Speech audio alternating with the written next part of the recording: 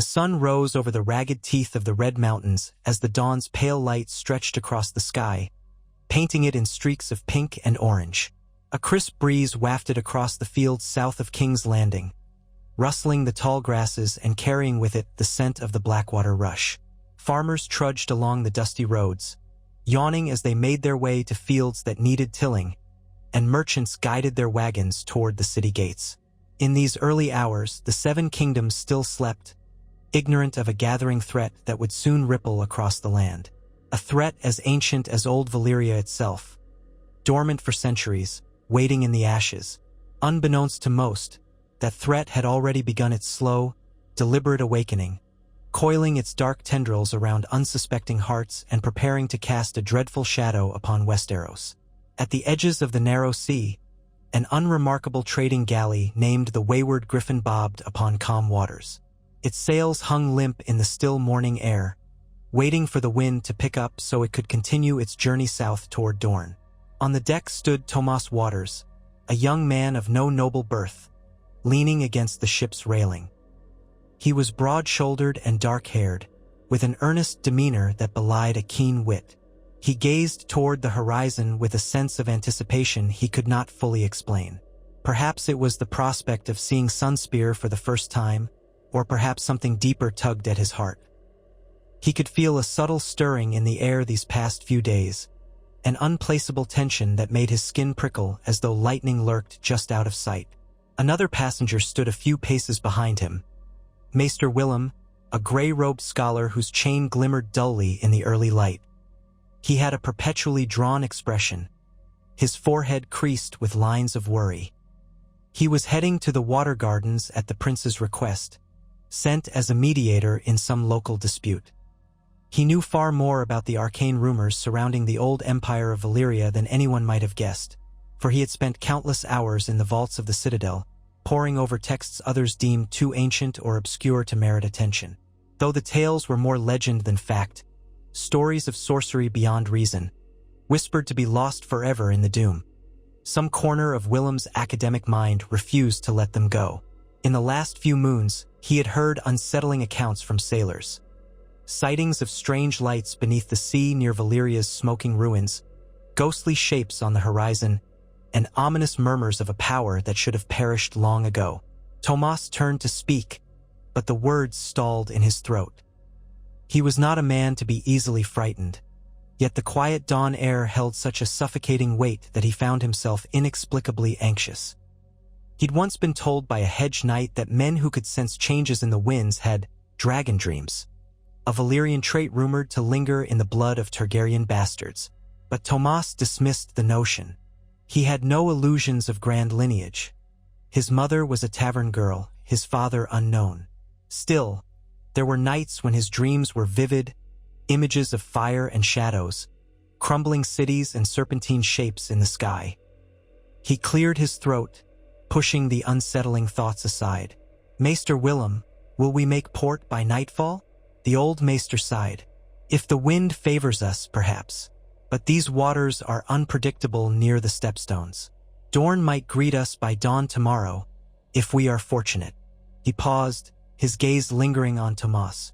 "You look troubled. Is it the sea, or your dreams again?" Tomas shrugged, unwilling to divulge the full extent of his nightly visions.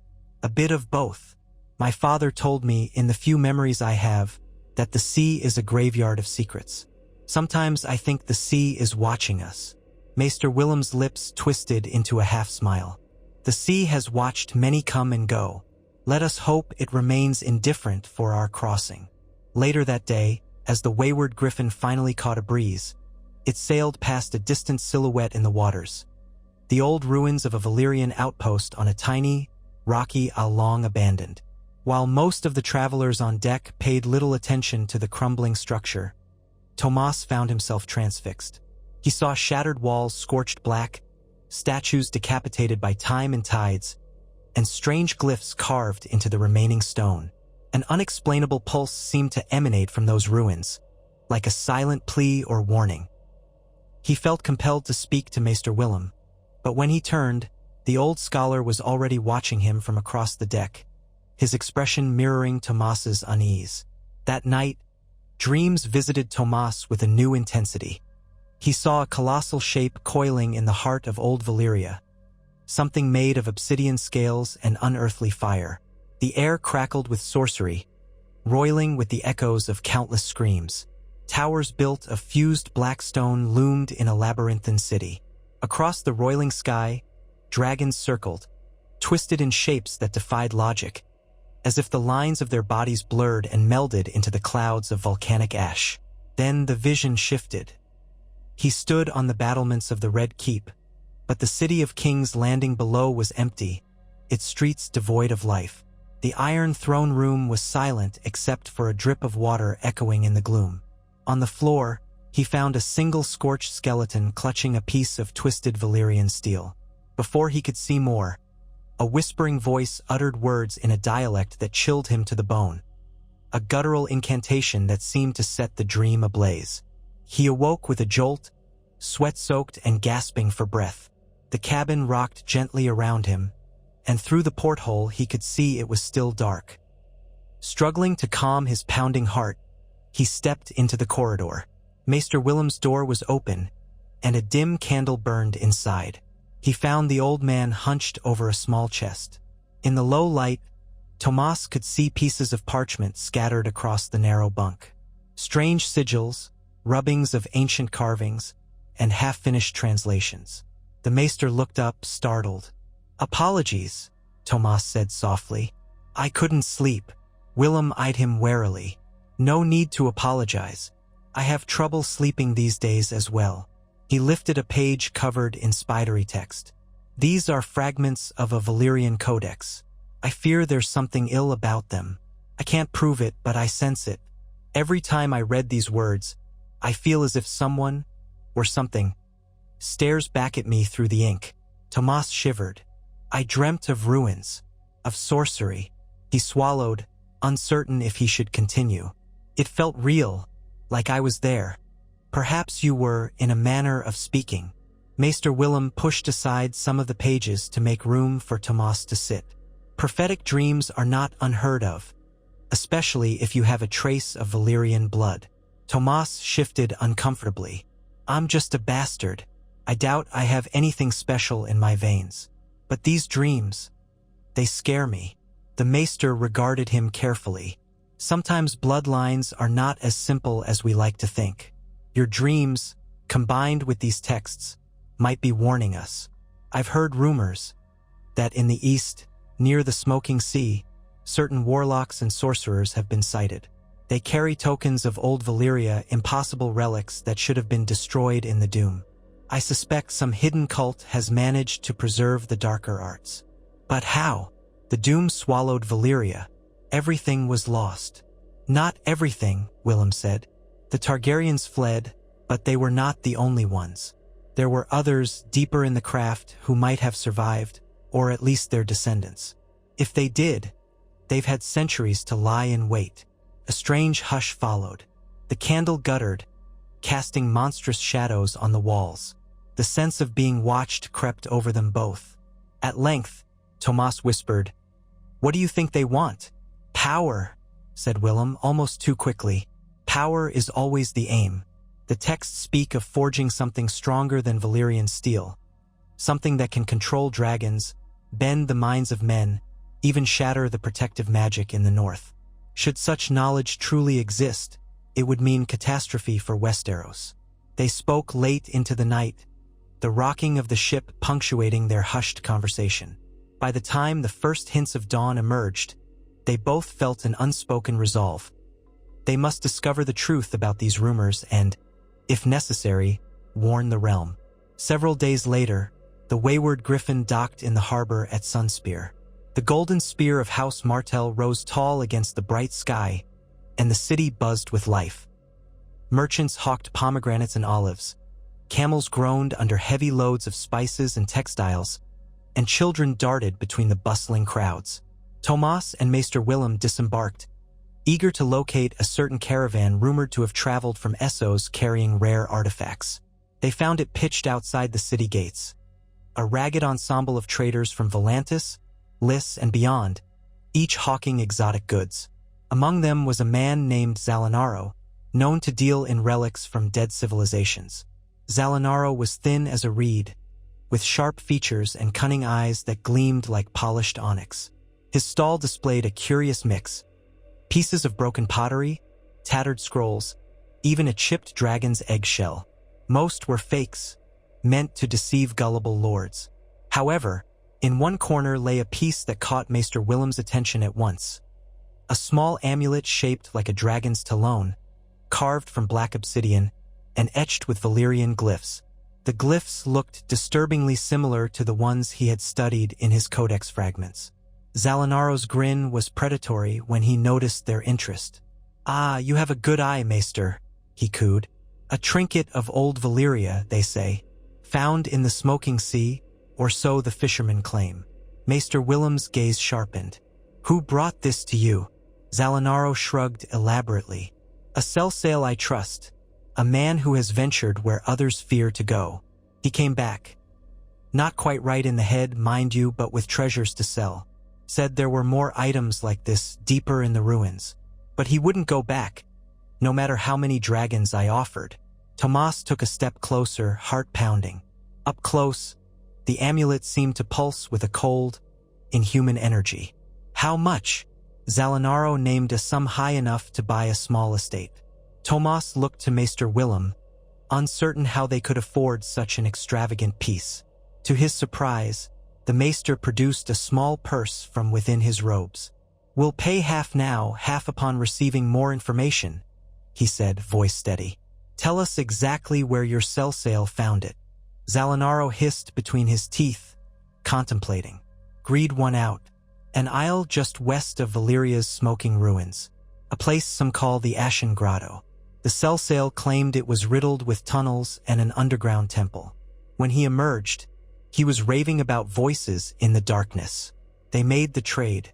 Tomas could feel an unsettling chill emanating from the amulet even through the cloth he used to wrap it. That night, in the room they rented at a modest inn, Maester Willem pored over the markings until his eyes grew bloodshot. In a voice trembling with both fascination and dread, he explained what little he could decipher. The glyph spoke of a binding ritual, a sacrifice of life and fire meant to restore the gift of the blood of the dragon.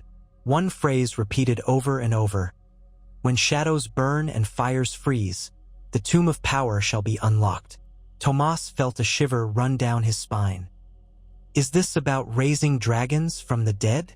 Or something worse?" Willem murmured. "It speaks of forging living flame, twisting it into a new shape. Such sorcery is beyond what even the Targaryens practiced." The days that followed felt like the prelude to a storm. News reached Sunspear of strange sightings near the stepstones. A vessel found adrift, its crew missing, only a charred symbol etched onto the deck, a dragon's skull. Rumors arrived from King's Landing. A merchant ship from Lys had docked, claiming to carry an emissary who sought an audience with the crown on behalf of the true Valyrians. In the taverns, whispers circulated of cloaked figures that roamed at night, searching for something or someone. Prince Doran Martell, ever cautious, summoned Maester Willem to a private audience. Tomas accompanied him, standing quietly at the edge of the solar as Willem recounted his findings. The prince's face grew graver with each passing word. When Willem finished, a heavy silence settled in the room. Finally, the prince spoke.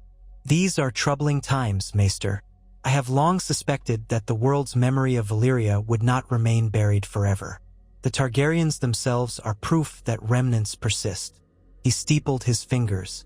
"I will write to the Citadel, requesting more information. In the meantime, you must learn what you can. If you believe these practitioners of Valyrian sorcery pose a threat to Dorne or all of Westeros, then we need proof." Tomas stepped forward, emboldened by concern. "Your Grace, if we travel to the ruins ourselves." Prince Doran held up a hand. "Do not speak rashly, young man. The smoking sea is a cursed place, and many who go there do not return. Still, the only way to confirm these rumors might be to investigate. But not alone." He paused, nodding to Willem. "I can arrange for a small escort, warriors loyal to House Martell, or perhaps a sellsword company well acquainted with Essos. Even so, it will be perilous. Willem agreed. We will need to be discreet.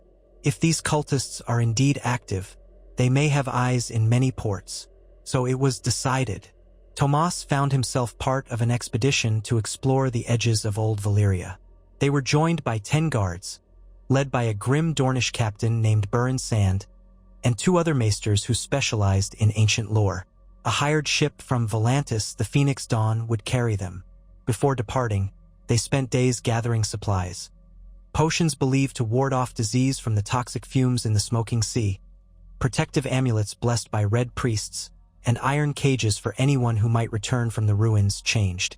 The journey took them first to Volantis, where the Tiger Triarchs demanded hefty fees for safe passage.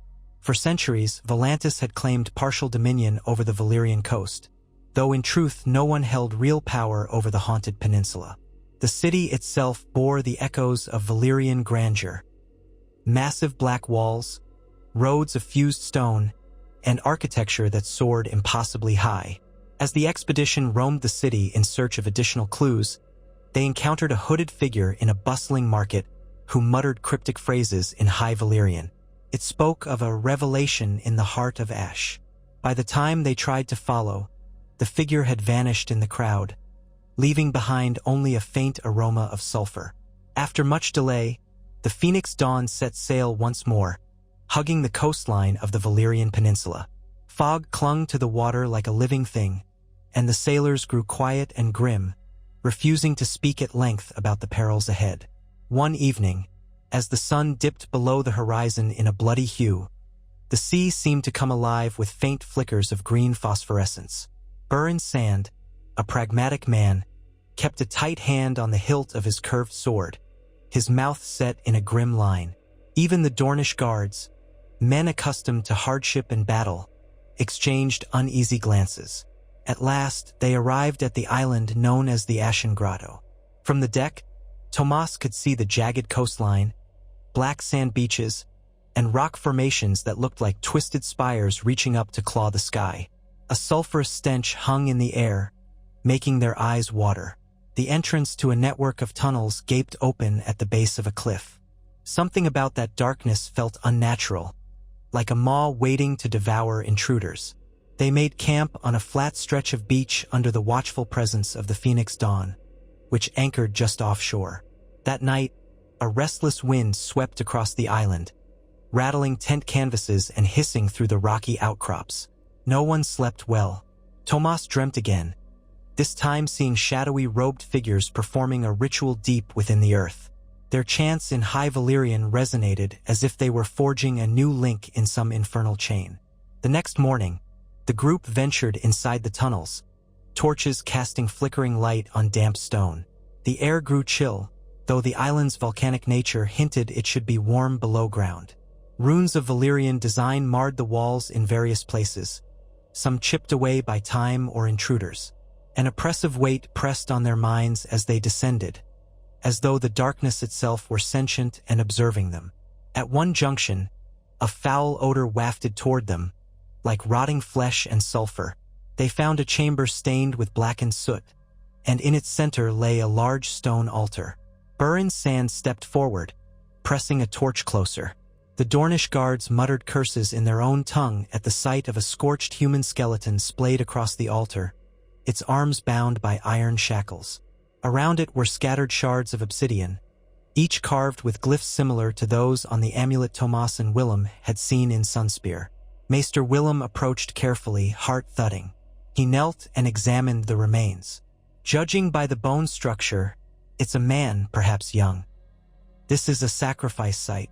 One of the other maesters, a gaunt man named Allard, shivered.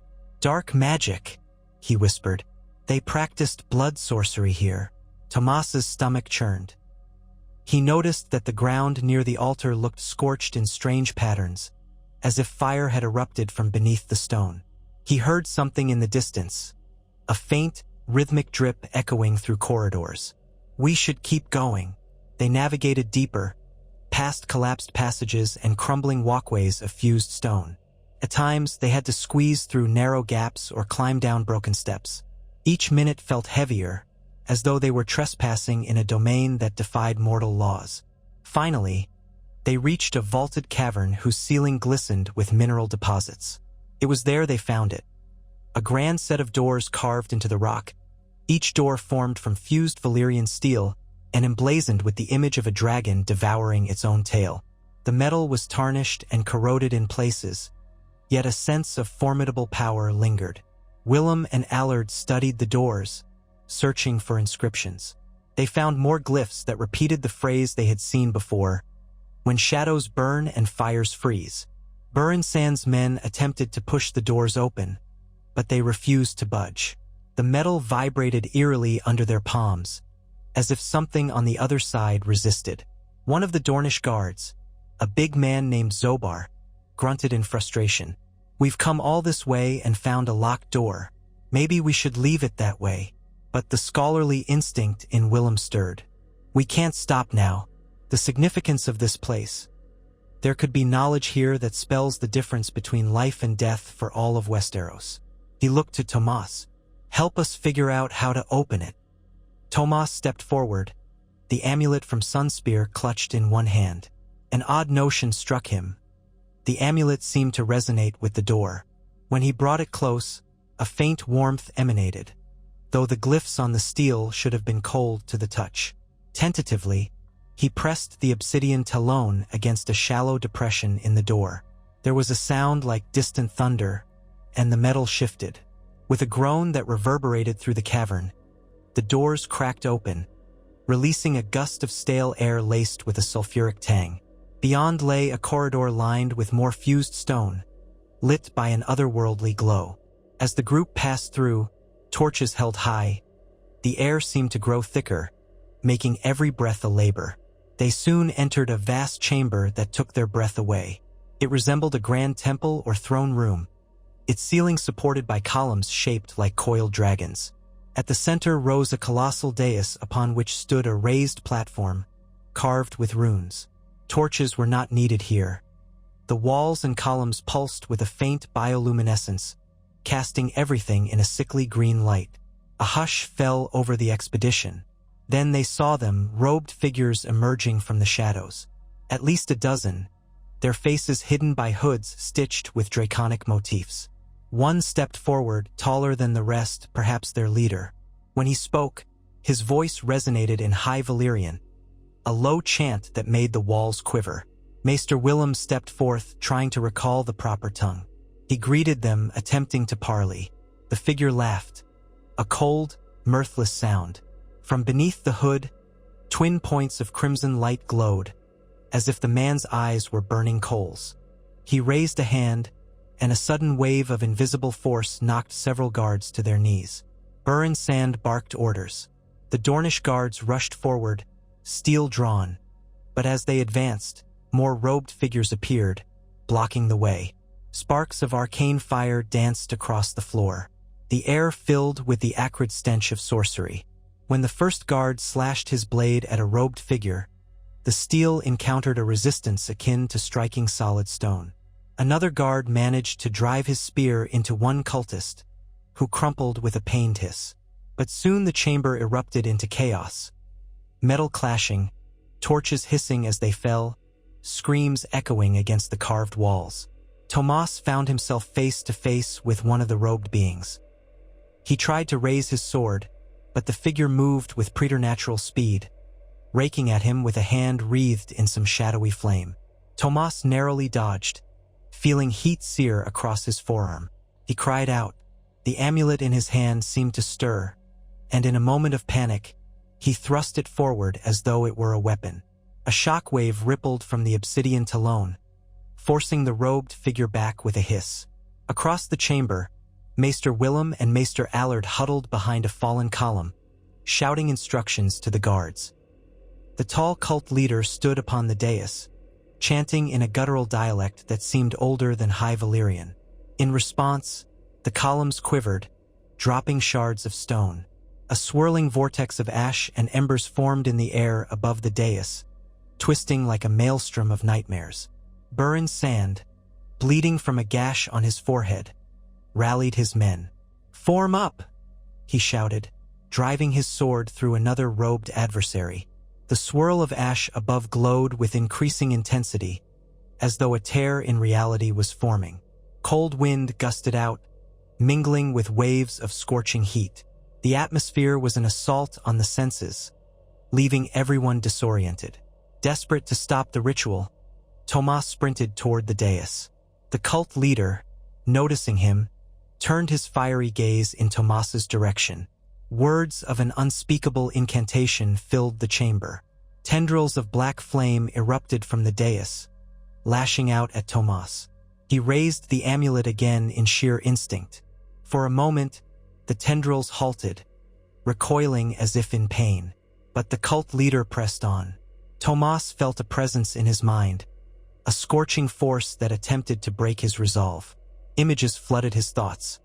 A red sky over the Valyrian peninsula, dragons howling as molten rock consumed them, living shadows devouring cities. Through the haze, he sensed the cult leader's will, a malignant determination to resurrect the worst horrors of the past.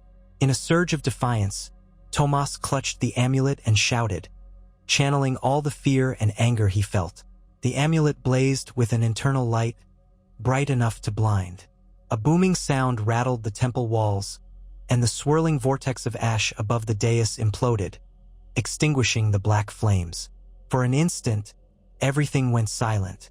The cult leader staggered, his robe smoldering. Even the robed figures still standing cowered, as though something more terrible than death had passed over them. Burin Sand seized the moment, leading the Dornish guards in a charge. One by one, they cut down the remaining cultists. With the ritual disrupted, many of the robed figures collapsed, bleeding from their eyes and ears. The tall leader attempted to flee into a side corridor, but Tomas and Maester Willem pursued, cornering him in a narrow passage lit only by the flicker of dying torches. Face uncovered now, he appeared almost human. Gaunt, pale, with hair so fair it looked silver. But his eyes glowed a faint red, and an aura of raw power clung to him. He whispered in a voice like cracking ice, "You cannot stop the awakening. Old Valyria shall rise again." Maester Willem, voice trembling but resolute, leveled a small crossbow. "Who are you? Are you truly Valyrian?" In response, the man hissed an incantation. Flickers of red light sparked around his hands, forming crackling orbs of sorcery.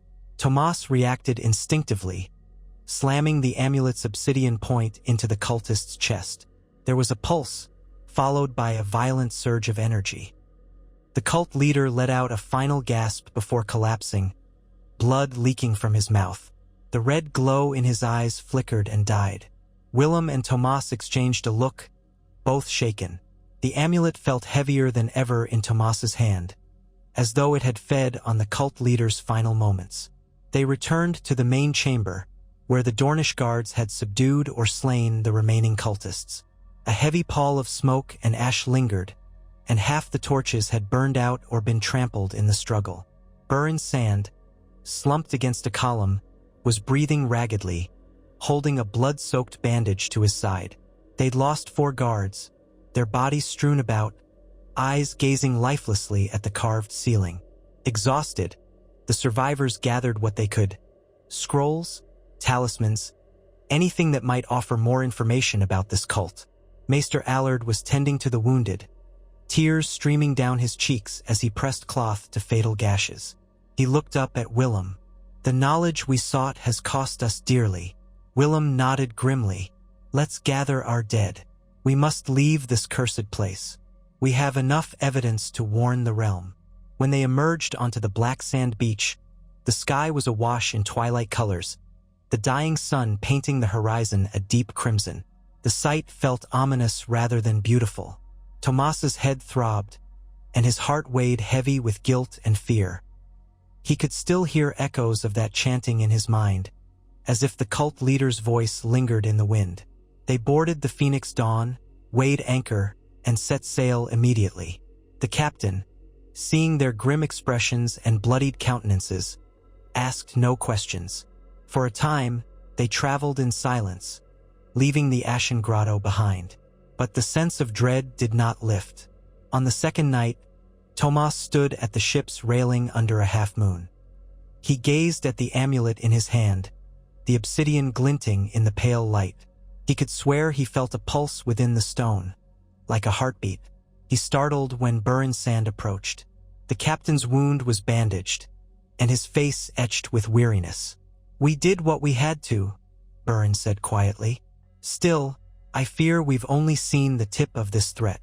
Tomas nodded, unable to form words. Part of him yearned to hurl the amulet into the sea, but another part was gripped by a strange fascination, as though it bound him to secrets he needed to uncover. Finally, he asked, "Do you think Westeros is prepared for what's coming?" Burin sighed. "I doubt it, but maybe with warning they can prepare."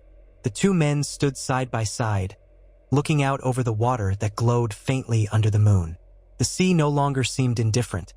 It felt like a living tapestry of shifting darkness and silent watchers.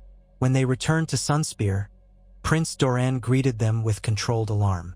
The dead cultists' relics were laid out, their writings transcribed, the horrifying account of the expedition relayed. Even as the prince and his advisors pored over the evidence, ravens were sent to King's Landing, to Highgarden, to Winterfell, to the Citadel. The message was clear. Old Valyria's darkest arts had not died. A clandestine order was at work, possibly on multiple shores, seeking to resurrect powers that could alter the fate of the Seven Kingdoms. The realm was slow to believe. In King's Landing, the small council met with skepticism. Grand Maester Oberon read the reports with a furrowed brow, while the Master of Whisperers scowled, suspecting a ploy by the Martells to sow fear.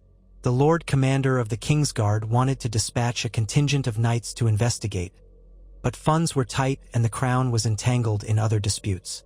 Still, rumors and half-truths spread, igniting a sense of foreboding across Westeros. In the north, the Starks received the Raven with greater concern.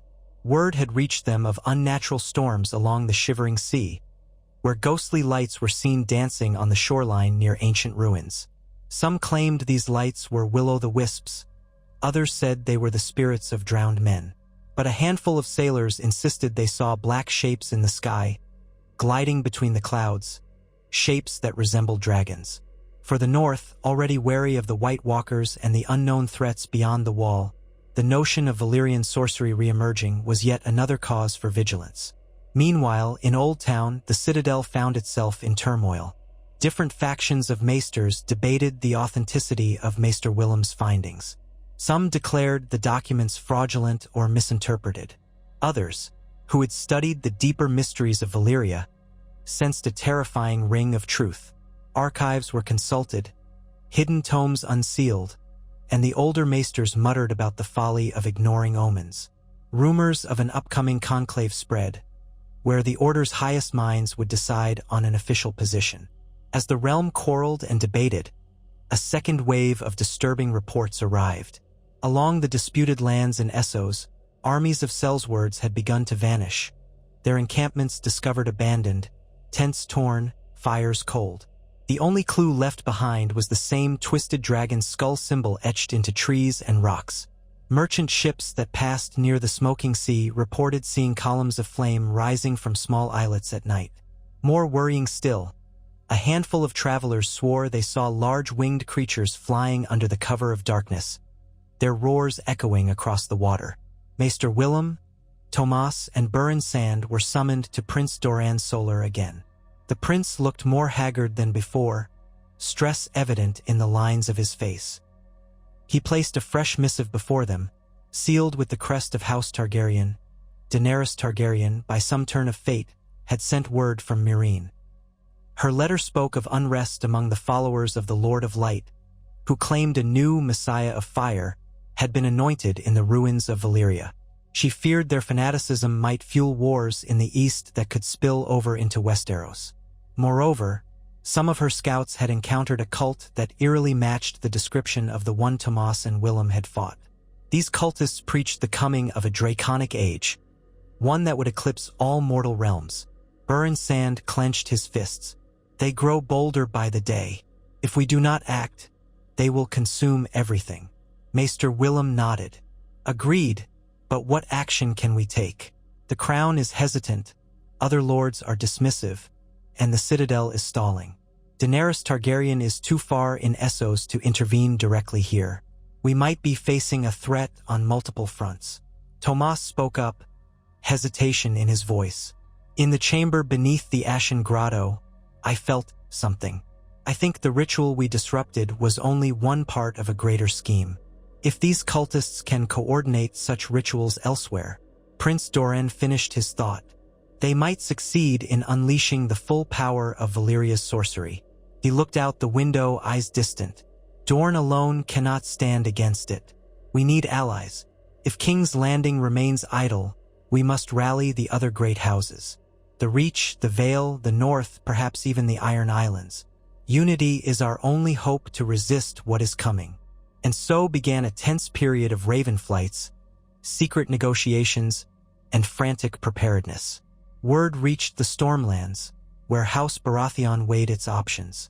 Lord Tyrion Lannister, ever the pragmatist, was said to be advising the Crown to send an investigative fleet to the Smoking Sea. But the king's coffers were strained, and the Lannisters themselves had less gold than in times past. Skepticism and arrogance still lingered in the royal court, with some lords scoffing at the idea of old ghosts returning to haunt them. Tomas could not shake the feeling that events were moving too slowly, that the storm gathering at Westeros's doorstep would break long before the realm was ready. He continued to study the amulet under Maester Willem's guidance, discovering to his horror that it sometimes glowed faintly in the dark, pulsing in sync with his own heartbeat. At times, whispers intruded on his thoughts, urging him to delve deeper into the lore, to embrace the power that lingered. He resisted, terrified of crossing a line from which there would be no return. One afternoon, while pacing in the palace courtyard, Tomas noticed a strange woman watching him from the shadows of an archway. Her skin was the color of creamy copper, her hair a cascade of black curls, and her eyes an unsettling shade of silver. She wore travel-stained garments and carried a curved dagger at her belt. Before he could speak, she approached with cat-like grace. "You carry a shard of Valyria's soul," she said softly, her accent foreign and melodic. "Be wary, for it hungers." Tomas stiffened. "Who are you?" She inclined her head. "Nahara of Lys. I've been following whispers of this new draconic cult. I've seen firsthand what they can do. They killed my mentor, a sorceress who sought to guard the secrets of Valyria from those who would misuse them." Her eyes flicked to the obsidian amulet. "That artifact is a key of sorts, but it can also be a doorway to madness. Keep it safe, but do not trust it." Skeptical and uneasy, Tomas studied her. "Why come to me?" Nahara's expression darkened. "Because you have already confronted them and survived. They will fear you or covet you. Either way, you are pivotal." Their conversation continued in hushed tones, weaving between columns and potted citrus trees.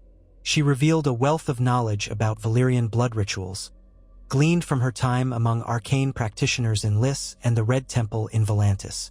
According to her, multiple nexus points existed across the known world, places where Valyria had once constructed great fortresses or temples. If the cult activated these nexus points simultaneously, they could channel an immense surge of magical energy, potentially rewriting the balance of power in Essos and Westeros alike.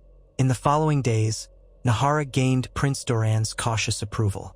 She, Maester Willem, and Tomas formed a small council of arcane inquiry, seeking to compile a list of potential nexus sites. They identified at least 4. The island fortress on the Ashen grotto, a sunken ruin off the coast of Essos near Volantis, a hidden temple in the Dothraki Sea, and a remote stronghold in the Red Wastes. If the cult controlled these places, it could attempt a synchronized ritual to fully resurrect old Valyria's magical might. Meanwhile, ravens returned from various lords. House Stark promised to stand vigilant, though they had their own pressing concerns. The Vale's regent sent a polite but non-committal response. The Tyrells expressed interest but hesitated without the king's backing. House Greyjoy offered only silence, or perhaps their ravens were intercepted. In King's Landing, the small council remained locked in debate, and no royal decree was issued. Thus, as the year waned, Dorne took the unprecedented step of assembling a volunteer force to sail east. Mercenaries, knights hungry for glory, and various curious souls flocked to Sunspear, lured by gold or the promise of adventure. A fleet of modest size took shape, enough to patrol the coasts of the Valyrian Peninsula and possibly disrupt further cult activity. Before setting sail again, Tomas spent a final day in a quiet corner of the water gardens. He sat under the shade of a citrus tree, gazing at the bright children's pools where Prince Doran's nieces and nephews sometimes played. The air was sweet with the fragrance of oranges. For a moment, he could almost forget the horrors he had witnessed. Then he recalled the tall cult leader, the swirl of black flame, the sacrificial altar. The memory felt like a festering wound in his mind. He absently traced the glyphs on the amulet. A faint warmth coursed through his fingertips. Was it power or a curse? The line between them seemed dangerously thin. He had agreed to join the fleet to help lead an expedition that would scout the identified Nexus sites. Maester Willem would accompany him, though age and frailty weighed on the old scholar. Nahara had also insisted on coming. Her expertise in arcane matters could not be left behind. Burin Sand, battered but unbroken, agreed to command a detachment of Dornish spearmen on land. 2 days later, the fleet departed Sunspear under black and gold sails. Tomas stood on the deck of the Salt Falcon, a galley with a seasoned captain at its helm. The weather was fair, but the mood was somber. Knights and mercenaries exchanged tense pleasantries, many uncertain of the true nature of their mission. Few fully believed in ancient sorcery, but the pay was good, and adventure beckoned. The crossing to the Valyrian Peninsula was relatively uneventful, though a gale near the stepstones scattered a few ships. As they drew closer, the once familiar feeling of dread returned. Dark clouds gathered overhead, and an unnerving stillness gripped the sea. On the morning they reached the first waypoint, a small island rumored to be near a Nexus site, the sun refused to break through the gray sky. Landing parties set forth in longboats, scanning the rocky shore for signs of life. Tomas led one group with Nahara at his side, her hood pulled low to shield against the damp wind. The beach was littered with driftwood and bones. Human or animal, it was impossible to tell. Farther inland, the group discovered a maze of half-collapsed lava tunnels and sulfur vents. Each step stirred the foul stench of rot. They advanced carefully, searching for runic markings or hidden entrances. Eventually, they found a passageway marked with the same glyph repeated across the cult's relics, the stylized dragon devouring its tail. Torches lit, hearts hammering, they ventured into the depths, expecting another horrific temple. Instead, they emerged into a cavern that looked recently used but hastily abandoned. Broken containers, scattered tools, and remnants of burned parchment cluttered the floor. The walls bore half-finished symbols, scrawled in red chalk. It seemed the cult had been preparing for a ritual here, but fled. Nahara crouched near a brazier filled with black ash, sifting her fingers through the residue. They left in a hurry. Something must have spooked them. Maester Willem, who had joined the landing party despite his ailments, leaned on a staff, panting from exertion. Perhaps they received word of our fleet, or they completed a stage of their plan and relocated. One of the mercenaries, a tall Bravosi named Franco, prodded a bundle of tattered cloth with his rapier. The cloth unfurled to reveal bones arranged in a strange pattern, each bone etched with small runes. Franco cursed, recoiling in disgust. This place is not fit for the living. They searched the cavern and tunnels for hours, but found no living souls. Only a sense of foreboding remained, like an echo that refused to fade. One of Burin Sand's scouts discovered a side passage leading to an alcove filled with carvings. At first glance, they seemed random, but Maester Willem identified the outlines of Westeros and Essos etched in the stone, with small dragon sigils marking key locations. Some were in the known shape of the Valyrian Peninsula, the Dothraki Sea, and the Red Wastes. Others seemed to mark places in Westeros, near the Blackwater, near Harrenhal, and even as far north as the Neck. Willem traced his hand over the carved stone. They aimed to spread their influence far beyond these shores. Nahara nodded gravely. They plant seeds of corruption everywhere they can. If they can't conduct their major rituals in the open, they'll do it in secrecy. Back at the shore, their discovery was shared with the other groups. Plans were hastily made to split the fleet, dispatching parties to investigate the most likely sites of cult activity. Tomas's heart sank as he realized how vast their enemies' reach had become. Stopping them in a single place would not suffice. The threat had sprawled across continents. As the Salt Falcon sailed north along the coast of the Smoking Sea, strange lights danced on the horizon each night. Some nights, the men whispered they heard distant roars, and more than one claimed to glimpse the silhouette of a massive winged shape passing before the moon. Fear gnawed at the crew and morale dipped. Tomas began to wonder if any measure of steel and courage could stand against powers that twisted the very fabric of reality. Their next landing was a black pebble beach near a range of jagged cliffs. Smoke rose from fissures in the ground, and the air was thick with sulfur. Searching by day, they found only gulls and scattered bones. By night, the darkness felt alive, as if a malignant presence lurked just beyond the torchlight. On the third night, Nahara returned from her watch, pale-faced, claiming she had heard chanting echo from the cliffs. Yet when a patrol went to investigate, they found nothing but jagged rock and sea spray. Maester Willem grew more ragged with each passing day, coughing and complaining of a burning in his lungs from the toxic fumes. Still, he refused to return to the ship, insisting he was needed on the shore. On a particularly bleak morning, he confided in Tomas that he feared the cult was leading them on a chase, buying time to complete an even more dangerous ritual elsewhere. That fear became reality when a fast carrack from the southern contingent arrived bearing grim news. They had found another temple, grander than any encountered before, hidden on a volcanic island west of Valyria's mainland. The cult was firmly entrenched there, with an army of fanatics and, worse, evidence of draconic creatures. The carrack's captain described seeing at least 2 dragons perched on the island's cliffs, skeletal thin and covered in scars. One was said to breathe a strange black flame that corroded stone. The crew barely escaped, forced to flee before fully scouting the site. A council of war was called aboard the Salt Falcon. Leaders from the various ships crowded around a makeshift table in the captain's cabin. The mood was grim. If the cult truly had dragons, twisted, unnatural beasts, they could hold off any conventional assault. Yet if they did nothing, the cult's dark purpose would reach fruition, and all of Westeros could be lost. Burren Sand, face set in determination, stepped forward.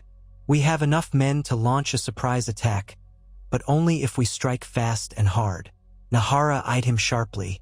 "Open combat might be exactly what they want. Bloodshed will fuel their sorcery. We need a different approach." Maester Willem coughed violently, then spoke, voice hoarse. "A small infiltration force might disrupt their central ritual. The rest must create a diversion. If we can break their main ceremony, the dragons may falter." It was a desperate plan, but no one had a better alternative. They divided their forces. A small group led by Tomas, Nahara, and Willem would attempt to sneak into the temple. Burren Sand would coordinate a larger force to attack from the opposite side of the island, drawing the cult's defenses away. Volunteers for the infiltration were few, for it was likely a suicide mission. Yet a handful of knights and mercenaries joined, some out of loyalty, others out of a thirst for glory. At dusk the following day, they approached the volcanic island under the cover of darkness. The sea rumbled with a low growl, and the sky was choked by thick clouds lit occasionally by eerie flashes of green lightning. As the distraction force split off to circle the island, Tomas's infiltration team landed on a rocky cove. They doused their torches, relying on the faint glow of molten lava flows that cut across the slopes. In the distance, they heard the faint roar of one of the dragons, answered by the crash of waves. They began the climb toward the temple's crest, each step cautious on the uneven ground. The air grew hotter, laced with sulfur and the stench of decay. At times, they glimpsed cult sentries patrolling with eerie lanterns, their shapes bent and warped as if the air around them shimmered with residual magic. Tomas clutched the obsidian amulet tightly, feeling its pulse respond to the environment. When they reached the outer walls, a rampart of fused stone, they witnessed the temple's terrifying splendor. Unlike the hidden shrines they had encountered before, this was a full complex. Massive pillars carved like serpentine dragons ringed a central courtyard, and at its heart rose a tiered ziggurat crowned by a swirling vortex of ash and fire. Dozens of robed figures were in the courtyard, chanting in unison. On the highest tier perched two dragons, monstrous silhouettes outlined by intermittent flashes of green lightning. They appeared mangy and tormented, their scales patchy, wings tattered. Yet even in their sickly condition, they radiated lethal menace. Below, the infiltration team readied rope grapnels to scale a portion of the wall unguarded by sentries. A hush fell over them as they climbed, ignoring the pain of scraping stone and the acrid stench that made eyes tear. The plan was simple and fraught with risk. Once inside, Tomas and Nahara would disrupt the ritual by any means necessary, while Willem provided whatever knowledge he could to counter the cult spells. The rest would fight off cultists long enough to complete their objective or die trying. As they dropped down into the courtyard's shadowy recesses, the chanting grew louder. Each syllable throbbed with power, the beat of some dread incantation. Carefully, they slipped among half-ruined columns, edging closer to the central altar. A line of cultists circled the ziggurat, each holding a black flame lantern, the air around them shimmering with heat.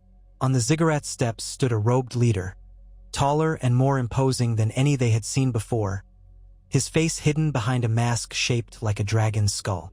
He raised his arms high, and the chanting reached a fever pitch. The vortex above churned with violent energy. Ash and lightning swirled, forming a funnel that stretched from the temple's apex to the low-hanging clouds. Thunder boomed, or was it the roar of the dragons? Tomas's head pounded, and he felt the amulet sear against his chest. He realized with sudden clarity that this was the culminating ritual, one that might fulfill the cult's darkest ambitions. In the distance, a detonation echoed. Burin Sand's diversion force had begun their assault, engaging the cult's defenders near the main entrance. Shouts and the clang of steel rose over the wind. The cult leader continued chanting, unperturbed. The dragons, wings quivering, let out feral cries as if spurred to frenzy by the violence. Now was the moment. Tomas nodded to Nahara. Together, they darted forward, weaving between pillars and fallen masonry. Maester Willem trailed close, struggling to keep pace. Several of their companions fanned out to flank cultists who guarded the ziggurat's base. The clash began almost instantly. Swords met bizarre, flame-wreathed staves. Crossbow bolts found robed chests. A swirl of red and black blood stained the cracked stone. Tomas and Nahara pushed up the steps, cutting down a cultist who lunged with a curved dagger. As they climbed higher, an overwhelming wave of heat struck them. On the top platform, the masked cult leader stood before a giant obsidian altar, etched with glyphs that glowed like embers. He did not move to fight them directly. Instead, he raised his staff toward the swirling vortex. The dragons above flapped their tattered wings, letting out pained roars that shook the temple walls. A robed lieutenant sprang forth to block Tomas and Nahara. Sparks of arcane fire leapt from the cultist's gloved hands. Tomas barely dodged, feeling scorching heat graze his cheek. Nahara thrust her dagger in a sweeping arc, but the cultist parried with an unnatural speed. Tomas recovered, lunging low with his sword, slicing into the cultist's leg. The robed figure stumbled, and Nahara's dagger found his throat. He collapsed, blood draining over the scorched steps. No sooner had they dispatched him than the masked leader turned to face them. Sparks danced in the air around him, and a voice boomed inside their skulls, speaking in a Valyrian dialect older than time. They could not understand the words, but the meaning was clear. You shall not stop the rebirth. The vortex surged, and both dragons roared as black flames spewed forth. Tomas braced, certain he was about to be incinerated. But Nahara swiftly uttered a counterincantation taught to her by her Lycene mentor. The wave of flame parted around them, though the stone beneath their feet cracked and glowed red with heat. Maester Willem arrived, gasping for breath, brandishing the amulet's twin. A second obsidian talisman they had crafted from the shards recovered at the Ashen grotto. In that pivotal moment, Tomas and Willem raised their amulets, focusing their will. Nahara whispered a lysine binding spell, her voice raw with exertion. The swirling ash funnel above flickered, and the dragons shrieked in fury. The cult leader staggered but did not fall. He unleashed a torrent of dark energy that knocked Willem back, sending him sprawling across the altar with a pained cry. Tomas felt the amulet vibrate violently, as if trying to escape his grasp. An otherworldly howl seemed to echo within his mind. Blood trickled from his nose. Summoning every shred of courage, he pressed forward. He lunged at the cult leader with his sword, the obsidian talon tied to his wrist. Their blades met in a resounding clash. The cult leader wielded a staff topped with a shard of black crystal. Sparks of sorceress power crackled with each impact. Nahara sprang to the side, chanting a tethering spell. She directed streams of faint silvery light that wove around the cult leader's ankles and wrists, slowing his movements. He hissed in rage, smashing her tether with a surge of shadowy fire. Yet it bought Tomas a moment. He drove forward, blade sliding past the cult leader's guard, slicing through cloth and flesh. A roar of pain filled the air. Seizing his chance, Tomas gripped the cult leader's staff, forcing it downward. The masked figure growled, black flames licking around the edges of the dragon skull mask. Then Tomas rammed the obsidian amulet against the staff's crystal tip. A shriek tore through the air as if the vortex itself cried out. For a split second, their eyes locked through the mask, and Tomas glimpsed madness incarnate. A swirling chaos of ambition, torment, and ancient fury. The crystal atop the staff cracked, unleashing a shockwave that threw both of them backward. The swirling funnel overhead shuddered. One of the dragons let out a final, agonized roar as arcs of sorcery danced along its body. It convulsed mid-air, crashing into the temple spire and falling into the courtyard below in a thunderous impact. The other dragon swooped low, shrieking, but an arrow from below, fired by one of Burin Sand's men, pierced its eye. The beast spiraled, landing in a fury of thrashing limbs and snapping jaws. Tomas scrambled to his feet, dazed, searching for the cult leader. He found him kneeling at the edge of the altar, the mask shattered to reveal an impossibly ancient face, drained of color, eyes burning with hate. The man coughed up black blood. With trembling arms, he reached for a dagger to continue the ritual, but Nahara slammed her dagger into his back, and his eyes went wide, the black flames in them extinguishing. He toppled forward, dead at last. Above, the vortex began to dissipate, ash drifting away on the wind. The temple shook as fragments of masonry collapsed. The remaining robed cultists, seeing their leader and dragon slain, broke ranks and fled into the chaotic night. Burin Sand and his men soon overran the courtyard, driving the last pockets of resistance into a rout. When the dust settled, the temple was in ruins, lit by scattered fires and the smoldering carcass of the fallen dragon. The second dragon still flailed, wings bent at awful angles. A group of archers put it out of its misery with a volley of arrows. Thick, acrid smoke choked the air. Maester Willem was found gravely injured beside the altar. Tomas and Nahara knelt by his side as he wheezed, blood staining his gray robes. He smiled faintly at them, tears in his eyes. "We stopped their greatest ritual. You must finish what we began. Destroy all traces." His breathing shuddered. Tomas squeezed the old maester's hand, promising to continue the fight. A final breath escaped Willem's lips, and his eyes closed forever. In the aftermath, the temple's labyrinthine corridors yielded caches of forbidden texts and artifacts. Nahara insisted they should be destroyed, lest others attempt the same dark path. Tomas nodded, recalling the amulet pulsing with malevolent life in his hand. Together, they shattered the black crystals, burned scrolls that detailed horrific spells, and sealed off the main halls with collapses whenever they could. Word of their victory spread. Other cult cells, deprived of leadership and draconic power, retreated further underground, scattered and disorganized. The infiltration team lost many, but they had struck a decisive blow. Over time, the major lords of Westeros acknowledged the threat was real.